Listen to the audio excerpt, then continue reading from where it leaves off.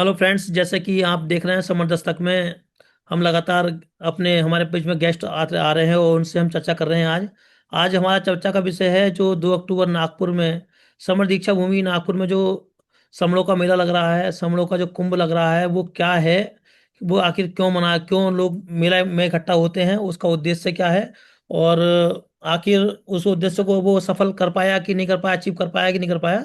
इन सब बारे में हम तमाम साथियों से जानकारी ले रहे हैं। इसी क्रम में हमारी नेक्स्ट गेस्ट हैं, हमारी गीता गोरिया बहन जी हैं। तो हम चाहेंगे गीता गोरिया बहन जी कि आप पहले तो हमारे दर्शकों को अपना परिचय दे दीजिए बहन जी। सभी को संगम नमामि।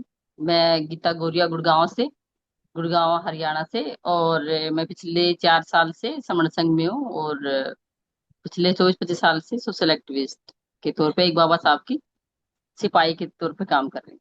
बस जी इतनी सी बहन जी। मेरी पहचान है। जी बहन जी। बहन जी, क्या है ये पूरा कार्यक्रम जो आज हम सुन रहे हैं, समर दीक्षा कार्यक्रम, जो इसमें 20 लाख से भी अधिक समण वहाँ इकट्ठा होते हैं? थोड़ा दर्शकों को बताइए क्या कार्यक्रम है बहन जी ये। सर, ये जो कार्यक्रम है, 20 लाख से ज्यादा जो लोग इकट्ठे हो रहे हैं। बाबा साहब ने 14 अक्टूबर 1956 में बौद्ध धर्म की दीक्षा ली थी वहां पे, नागपुर में। तो अपने अनुयायियों के साथ, तो कोई कहता है कि 5 लाख, 7 लाख, 10 लाख, वो पक्का हमारे पास उसका वो नहीं है, आंकड़े नहीं है। तो इसलिए हम वहां पे अपना जो बुद्धिज्म है, जो ये तथागत गौतम जिसे हम बोलते हैं, या सिद्धार्थ बोल जिसका पहले नाम था, तो उन्होंने भारत में जन्म लिया और भारत से ही बाहर बुद्धिज्म गया। तो यानी कि यहाँ पे बुद्धिज्म को खत्म कर दिया गया था। तो बाबा साहब ने उस दशहरा वाला दिन, दशहरा का मतलब होता है उस अशोक का विजयदशमी, यानी कि अशोक जो सम्राट अशोक महान रहे हैं, उन्होंने बुद्धिज्म अपनाया था उस दिन। तो इसलिए उसका नाम अशोका विजयदशमी था। लेकिन इनका रूप बदल बदल के अशोका विजयदशमी के बाद फिर दशहरा, फिर रावण दहन। अब ये एक तरह से रावण दहन हो गया है। तो आज का जो सिनेरियो में, वातावरण में, इसलिए उसको हम दोबारा से अपनी श्रमण संस्कृति को, श्रमण का मतलब है हम समता में रमने वाले लोग, जिसमें भेदभाव ऊंच नीच नहीं है। तो उसको दोबारा से हम रीजनरेट, यानी कि उसका दोबारा से एक स्थापना जो बाबा साहब ने की है, तो उसको हम पक्का करने के का काम कर रहे हैं वहां पे, समण भूमि नागपुर में। बहन कहते हैं जी, ना कि हाँ जी। ये थोड़ा बताइए कि आखिर ये मेले के बारे में बाबा साहब ने नागपुर को ही क्यों चुना? नागपुर ही समर दीक्षा भूमि नागपुर को ही क्यों चुना अपना सेंटर पॉइंट?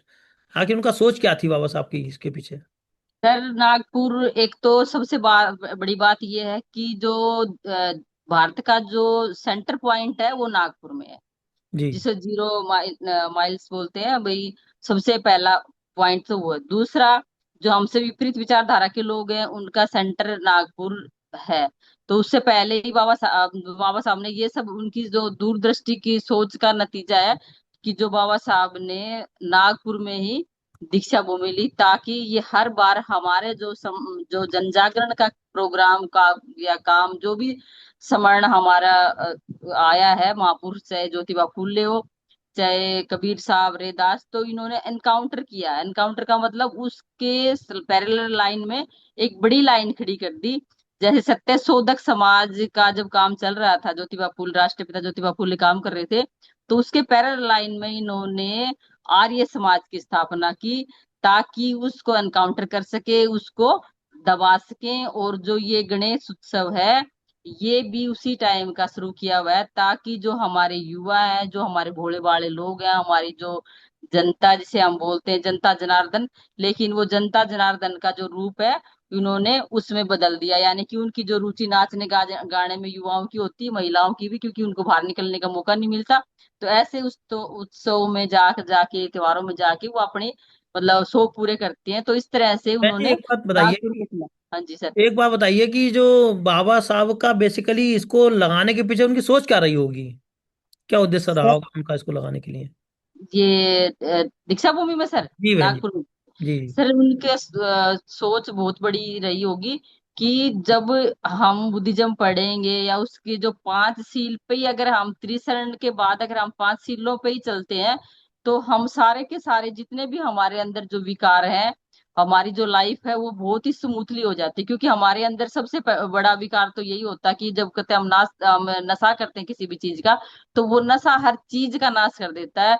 तो वो पंचशील का जो उन्होंने स्थापना करने का, या बुद्धिज्म का जो उन्होंने स्थापना की है, वो यही सोच के की है कि हमारे समान लोगों में जो, या मूल निवासी अर्जक जिसे बोलते हैं, उन लोगों में ये विकार निकल जाए। और उस विकार के जैसे ही निकलता है, मान लो किसी के कोई प्रॉब्लम है, तो उसका अब अगर हम जड़ पे काम करते हैं, आप डॉक्टर हो, आप उसका ऑपरेशन कर देते हो, तो वो दोबारा वो चीज रीजनरेट नहीं होती। जैसे किसी के पथरी है, रसोड़ी है, तो वो दोबारा से नहीं बनती, क्योंकि उसको हमने जड़ से निकाल दिया। तो बाबा साहब का ये दूरदृष्टि थी कि मैं अगर अपने लोगों को ये मैं 22 प्रतिज्ञाएं और ये पंचशील, त्रिशरण और अष्टांगिक मार्ग बताऊंगा, दूंगा, तो आज नहीं तो कल जब मेरे समण लोग पढ़ेंगे, मुझे समझेंगे, तब मैं उस मेरी जो मुहिम है वो सक्सेस हो जाएगी, मैं सफल हो बहन जाऊंगा। जी, क्योंकि बहन जी, क्या आपको लगता है कि बाबा साहब का जो लक्ष्य रहा होगा, जो सोच रही होगी, क्या उसके उद्देश्य की प्राप्ति कर पाया ये जो समड़ों का मेला है? नहीं सर, अभी तक नहीं कर पाया। क्योंकि हमारी संस्कृति में मिलावट जरूर से ज्यादा आ गई है। जी। वो मिलावट का कारण क्या रहा? क्योंकि जो एक देखो गुलाम, अब जब हम यहाँ पे गुलाम थे अंग्रेजों के, उससे पहले मुगल की, ये कहने की बातें हैं। आदमी गुलाम होता मन से, एक होता तन से। तो तन की जो गुलामी है ना वो हट सकती है, लेकिन जो मन की गुलामी है वो इतनी जल्दी से नहीं जाती। आज भी हमारी बहनों में मन की गुलामी है, यानी कि मानसिक गुलाम जिसे बोलते हैं हम। अगर हमसे कोई कह दे कि ये कर लो तो आपकी बेटी की उम्र बढ़ जाएगी, आपके पति की बढ़ जाएगी, आपके घर में सुख समृद्धि आ जाएगी, तो ये क्या है? ये मानसिक गुलामी है। हमारा हमारे मन में एक डर है। डर का मतलब होता भय। हमारे मन में भय बढ़ा हुआ है। तो उन्होंने क्या करा कि हमारी जो संस्कृति में इतनी मिलावट, पाखंडवाद कर दिया विपरीत विचारधारा के लोगों ने। तो उसको ही निकालने के लिए हम मतलब ये काम कर रहे हैं। और हम इस सक्सेस इसलिए नहीं हुए क्योंकि जो हमारे पुरुष, जो प्रधान समाज है, तो हमारे जो पुरुष लोग हैं वो उनके गुलाम थे, उनको एक गुलाम और मिल गई एक पत्नी के रूप में। वो गुलाम मतलब उनको उस गुलामी में मजा आ रहा है। चाहे भलाई वो करवा चौथ करे या कोई व्रत करे, या उसको कुछ भी आप किसी भी तरीके से लगा लीजिए। यानी कि अगर एक महिला कितनी भी पढ़ी लिखी है, कितनी भी अच्छी अर्नर है, आईएएस आईपीएस है, ये डॉक्टर है, तब भी वो अपने जीवन साथी, तो क्या उसे पति बोलते हैं। तो पति का मतलब तो सर, अगर हम सच्चे अर्थों में देखें, तो पति का मतलब होता है मालिक, जैसे पूंजीपति, करोड़पति, लखपति।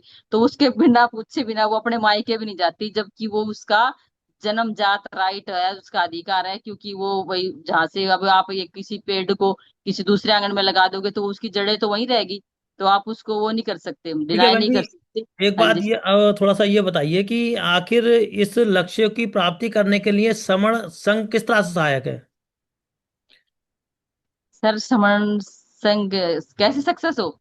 नहीं, समण संघ के माध्यम से आप कैसे इस मेले, समणों के मेले के उद्देश्य की प्राप्ति कर सकते हैं, जो अभी तक नहीं कर पाया। समणों का मेला वहां लगता जरूर है, लेकिन वहां आज तक भी वहां ना समण इकट्ठे हो पाए, ना कभी एक विचारधारा पे आ पाए। तो समण संघ आखिर कैसे एक उसको एक विचारधारा पे, एक प्लेटफॉर्म पर ला सकता है? आखिर वो उसका किस तरह सहायक है समण संघ?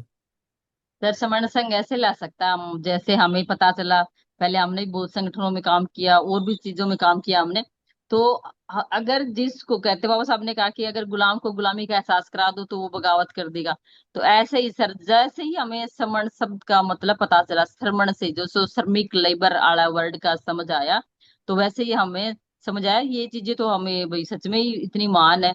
तो हमें उन अपनी जो हिस्ट्री है हमारी, जो पाली भाषा में है, जो हमारा साहित्य है, लिटरेचर, हम उसको बताएं। और अपने समण युवाओं को, या जो भी है, युवा क्या, महिला, बच्चे, बूढ़े और जवान जितने भी हैं, उनको हम एक तरह से कैडर दे के, या अपनी संस्कृति का हर चीज से, अब तो सोशल मीडिया पे इतने सारे साधन आए हुए हैं, उसका प्रचार प्रसार करके हम समण संस्कृति को बढ़ा सकते हैं। और समण संघ यही काम कर रहा है कि हर दिन, रोज रोज, 4 साल से कंटिन्यू, जो 8 से 10:30 बजे एक तरह से हमारा कैडर ही होता है, और वो सारा का सारा हमें कैडर देने का ही काम करता है। तो इसलिए ठीक। समण संघ इसमें सफल हो सकता है।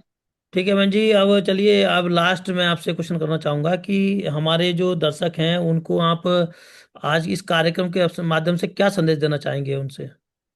सर, आज का जो कार्यक्रम है उसका संदेश ये है सर, कि लोग कहते हैं कि सारे तीर्थ एक बार और नागपुर बार बार। तो ये इसमें कुछ मीनिंग छुपा हुआ है, इसमें कुछ मतलब है।